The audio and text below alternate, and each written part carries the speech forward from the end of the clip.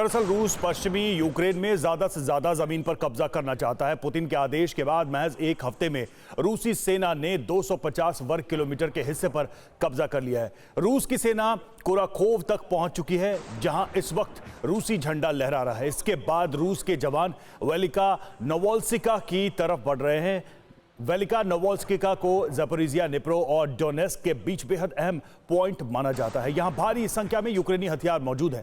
Zaporizhzhia, Dnipro में ज्यादातर हथियार यहीं से सप्लाई किए जाते हैं। रूस की कोशिश इस सप्लाई लाइन को काटने की है, जिसके बाद पुतिन आर्मी ज़पोरिज़िया और निप्रो की तरफ बढ़ना शुरू कर देगी। रूस की कोशिश निप्रो नदी तक पहुंचने की है।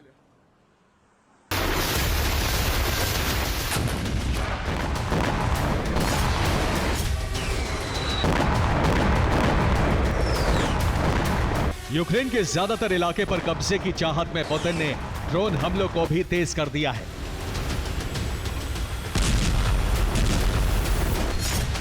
बीते 24 घंटे में रूस ने यूक्रेन पर 188 ड्रोन हमले किए। रूस का प्रमुख टारगेट टेर्नोपिल, जायटोमीर और ओडेसा था। रूस ने सबसे ज्यादा ड्रोन हमले ओडेसा शहर और इसके बंदरगाहों पर किए। दावा है कि रूस ने यहां कुल 73 ड्रोन दागे। इसके साथ ही ओडेसा शहर पर स्कंदर मिसाइलों से हमला किया।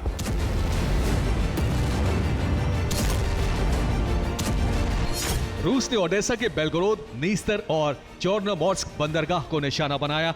इसके अलावा ओडेसा में ड्रोन फैक्ट्री, ऑयल डिपो, हथियार डिपो और बिजली संयंत्रों को टारगेट किया। दरअसल माना जा रहा है कि पुतिन यूक्रेन को एक पोर्ट विहीन देश बनाना चाहते हैं। अजोव सागर से लगते बंदरगाहों पर पहले ही रूस का कब्जा है।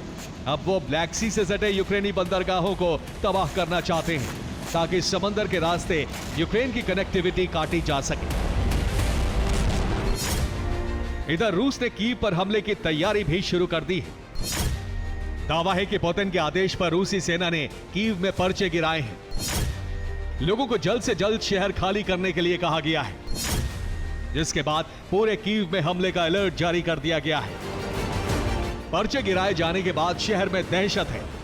लोगों ने कीव को खाली करना शुरू कर दिया है। हालांकि ज़ेलेंस्की किसी भी हाल में घुटने टेकने के लिए तैयार नहीं है।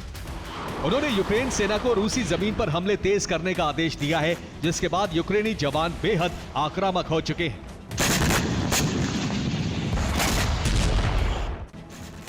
यह वीडियो कुर्स्क का है, जहां यूक्रेन ने रूस की कमांड पोस्ट पर हमले कर उससे तबाह कर दिया।